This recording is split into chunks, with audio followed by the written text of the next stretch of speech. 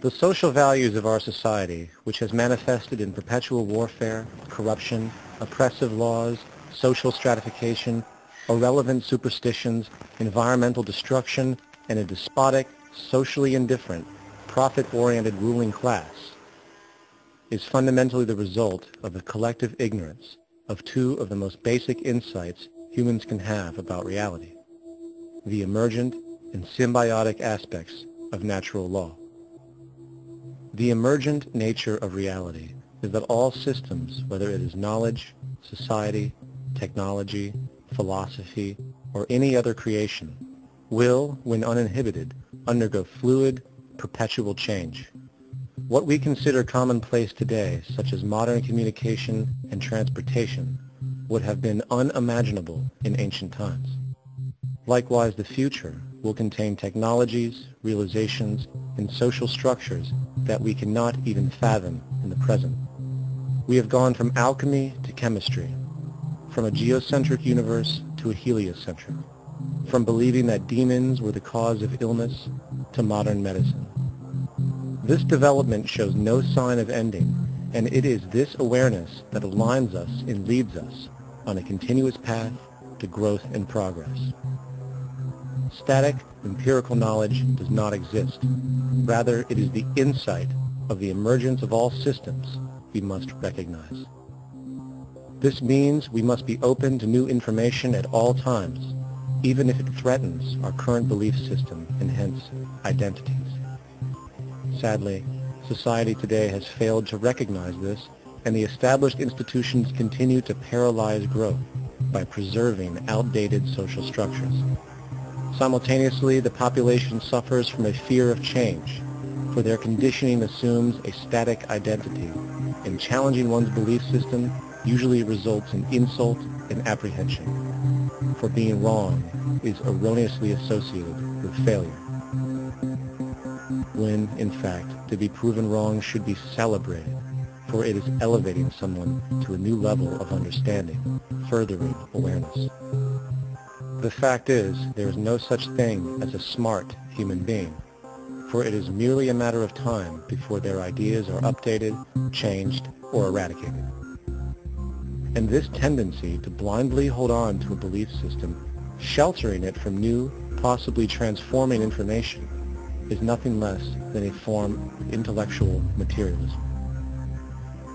The monetary system perpetuates this materialism not only by its self-preserving structures, but also through the countless number of people who have been conditioned into blindly and thoughtlessly upholding these structures, therefore becoming self-appointed guardians of the status quo. Sheep, which no longer need a sheepdog to control them, for they control each other by ostracizing those who step out of the norm. This tendency to resist change and uphold existing institutions for the sake of identity, comfort, power, and profit is completely unsustainable and will only produce further imbalance, fragmentation, distortion, and invariably, destruction. It's time to change. From hunters and gatherers to the agricultural revolution to the industrial revolution, the pattern is clear. It is time for a new social system which reflects the understandings we have today. The monetary system is a product of a period of time where scarcity was a reality. Now, with the age of technology, it is no longer relevant to society. Gone with the aberrant behavior it manifests. Likewise, dominant worldviews, such as theistic religion, operate with the same social irrelevancy. Islam, Christianity, Judaism, Hinduism, and all of the others exist as barriers to personal and social growth, for each group perpetuates a closed worldview, and this finite understanding that they acknowledge is simply not possible in an emergent universe. Yet, religion has succeeded in shutting down the awareness of this emergence by instilling the psychological distortion of faith upon its followers, where logic and new information is rejected in favor of traditionalized, outdated beliefs. The concept of God is really a method of accounting for the nature of things. In the early days, people didn't know enough about how things formed, how nature worked, so they invented their own little stories. And they made God in their own image, a guy that gets angry. When people don't behave right, he creates floods and earthquakes. And they say it's an act of God. A cursory glance at the suppressed history of religion reveals that even the foundational myths themselves are emergent culminations, developed through influence over time. For example, a cardinal doctrine of the Christian faith is the death and resurrection of Christ. This notion is so important that the Bible itself states, "And if Christ be not risen, then is our preaching vain, and your faith is also vain." Yet it is very difficult to take this account literally, for not only is there no primary source denoting this supernatural event in secular history, awareness of the enormous number of pre-Christian saviors who also died and were resurrected immediately puts the story in mythological territory by association. Early church figures such as Tertullian went to great lengths to break these associations, even claiming that the devil caused the similarities to occur, stating in the 2nd century, "The devil, whose business is to pervert the truth, mimics the exact circumstance of the divine sacraments. He baptizes his believers and promises forgiveness of sins. He celebrates the oblation of bread and brings in the symbol of the resurrection. Let us therefore acknowledge the craftiness of the devil, who copied certain things of those that be divine."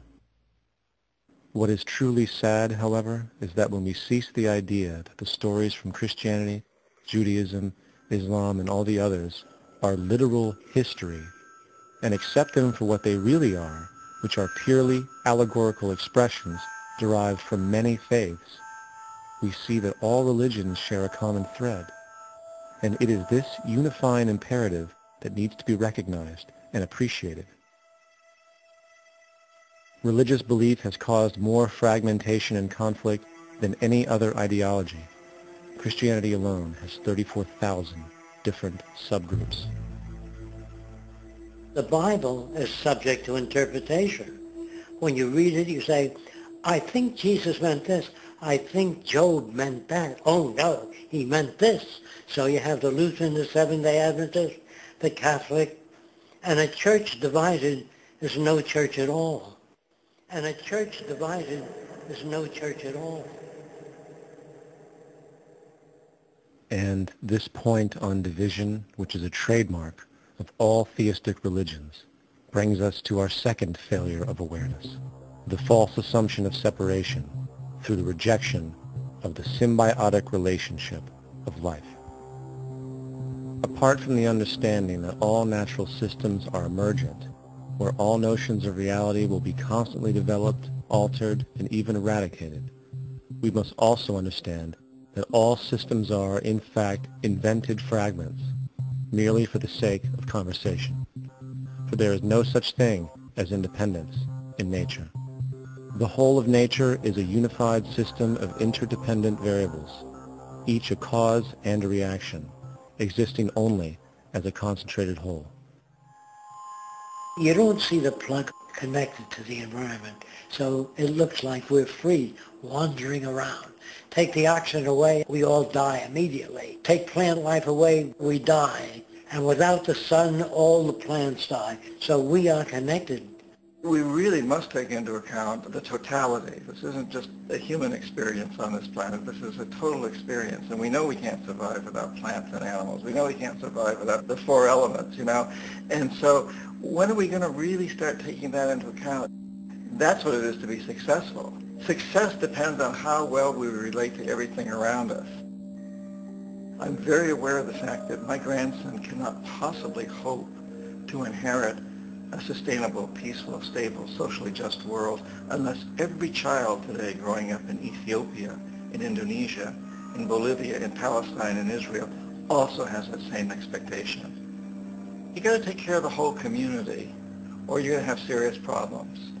And now we have to see that the whole world is the community. And we must all take care of each other that way. And it's not just a community of human beings. It's a community of plants and animals and elements. And we really need to understand that. That's what's going to bring us joy, too, and pleasure. That's what's missing in our lives right now. We can call it spirituality, but the fact of the matter is joy comes from that bliss of connectedness. That's our God spirit. That's that side of ourselves that really feels it. And you can feel it deep inside you. It's this amazing, wonderful feeling. And you know it when you get it. You don't get it from money. You get it from connection. Now, if that isn't a hazard to this country, how are we going to keep building nuclear weapons? You know what I mean? What's going to happen to the arms industry when we realize we're all one? It's going to fuck up the economy. The economy that's fake anyway. The economy that's fake anyway. The economy that's fake anyway. The economy that's fake anyway. The economy that's fake anyway. Which would be a real bummer. You see why the government's cracking down on the idea of experiencing unconditional love.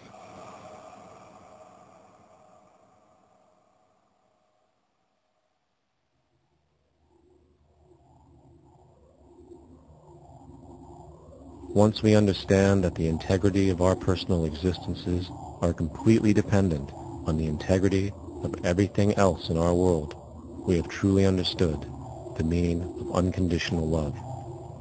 For love is extensionality, and seeing everything as you and you as everything can have no conditionalities. For, in fact, we are all everything at once. If it's true that we're all from the center of a star, every atom in each of us from the center of a star, then we're all the same thing. Even a Coke machine or a cigarette butt in the street in Buffalo is made out of atoms that came from a star. They've all been recycled thousands of times, as have you and I. And therefore, it's only me out there. So what is there to be afraid of? What is there that needs solace seeking? Nothing. There's nothing to be afraid of because it's all us. The trouble is we have been separated by being born and given a name and an identity and being individuated. We've been separated from the oneness, and that's what religion exploits, that people have this yearning to be part of the overall one again. So they exploit that. They call it God. They say he has rules. And I think it's cruel. I think you can do it absent religion.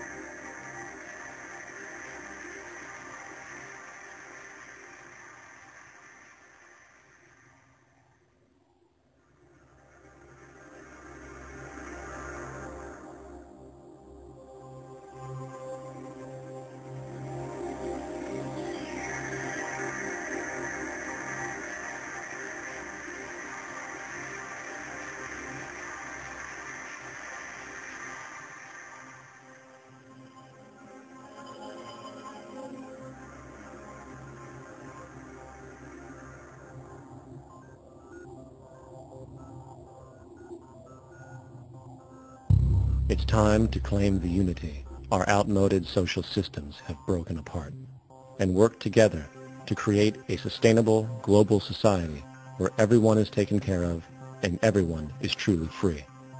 Your personal beliefs, whatever they may be, are meaningless when it comes to the necessities of life. Every human being was born naked, needed warmth, food, water, shelter. Everything else is auxiliary. Therefore, the most important issue at hand is the intelligent management of the Earth's resources. This can never be accomplished in a monetary system, for the pursuit of profit is the pursuit of self-interest, and therefore imbalance is inherent. Simultaneously, politicians are useless, for our true problems in life are technical, not political.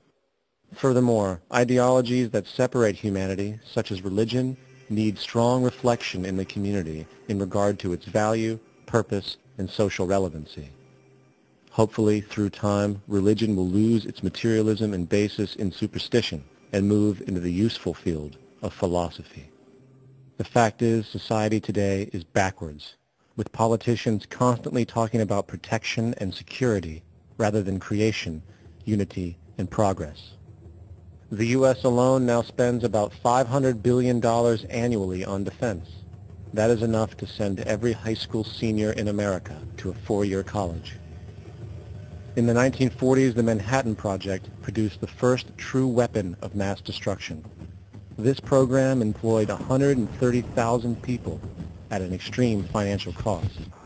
Imagine what our life would be like today if that group of scientists, instead of working on a way of killing people, worked on a way to create a self-sustaining, abundant world. Life today would be very, very different if that was their goal. Instead of weapons of mass destruction, it is time to unleash something much more powerful.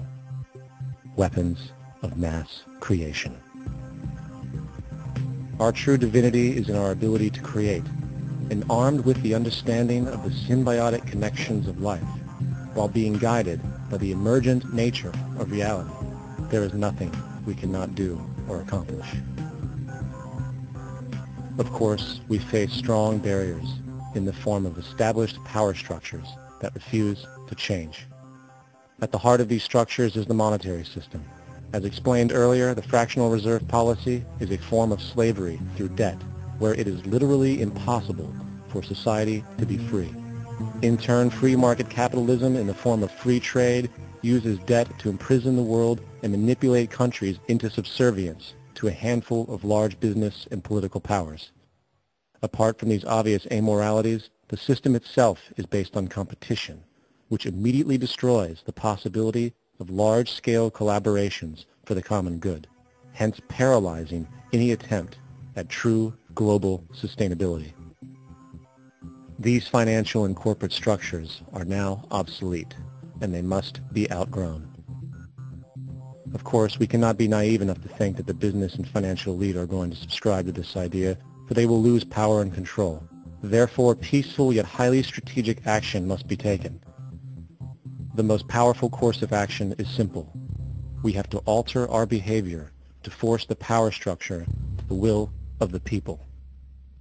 We must stop supporting the system. The only way the establishment will change is by our refusal to participate, while continuously acknowledging its endless flaws and corruptions. They're not going to give up the monetary system because of our designs of what we recommend. The system has to fail, and people have to lose confidence in their elected leaders. That will be a major turning point if the Venus Project is offered as a possible alternative. If not, I fear the consequences. The trends now indicate that our country is going bankrupt. The probability is our country will move toward a military dictatorship to prevent riots and complete social breakdown.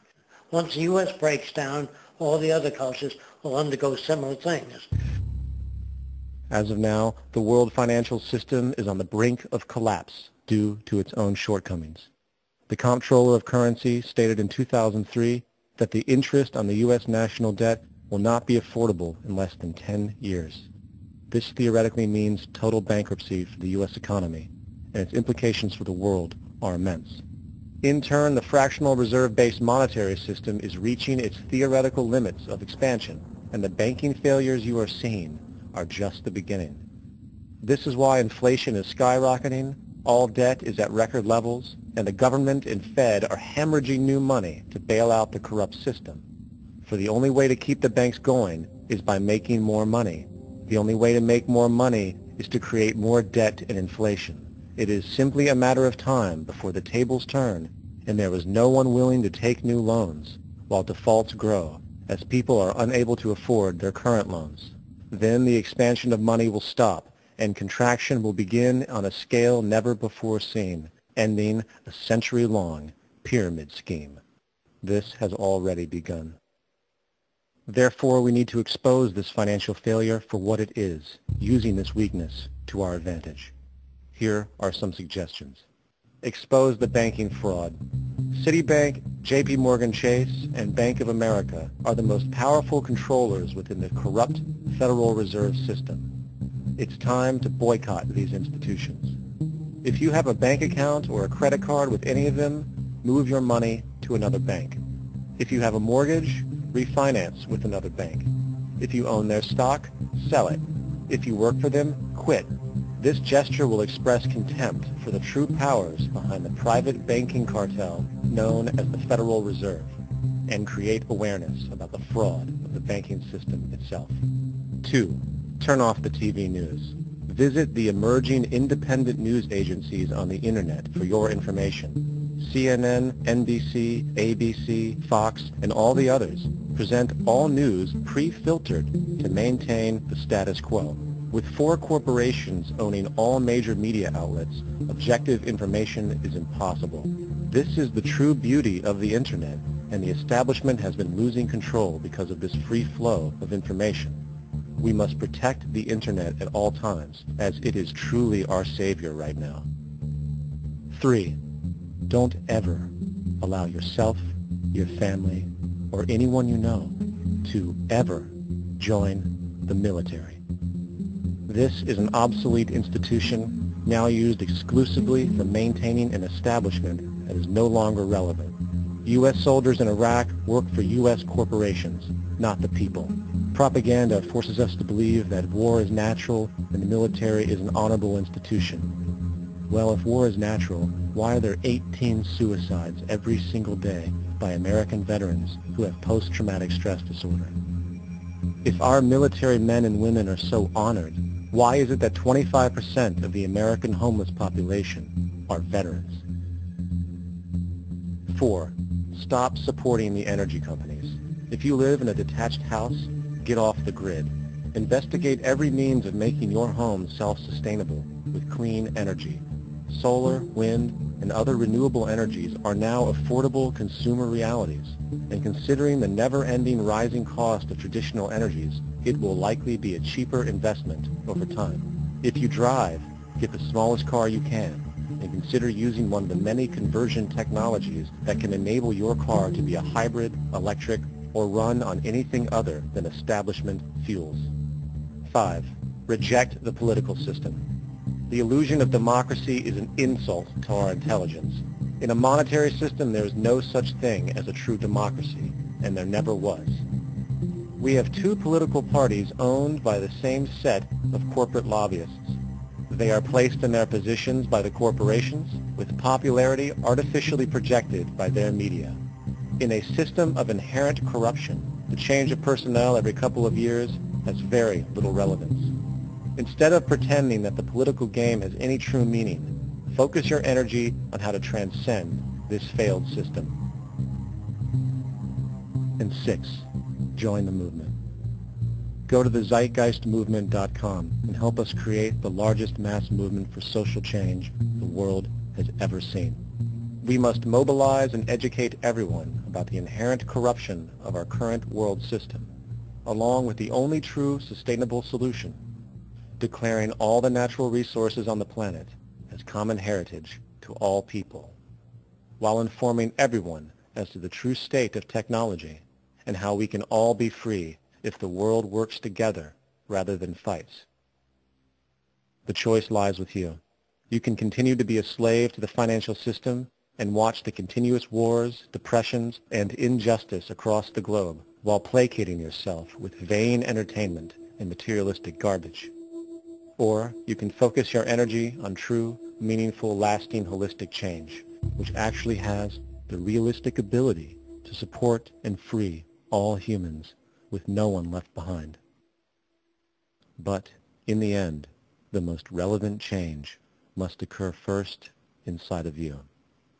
The real revolution is the revolution of consciousness, and each one of us first needs to eliminate the divisionary, materialistic noise we have been conditioned to think is true, while discovering, amplifying, and aligning with the signal coming from our true empirical oneness. It is up to you. What we are trying in all these discussions and talks here is to see if we cannot radically bring about a transformation of the mind. Not accept things as they are, but to understand it, to go into it, to examine it. Give your heart and your mind with everything that you have to find out a way of living differently.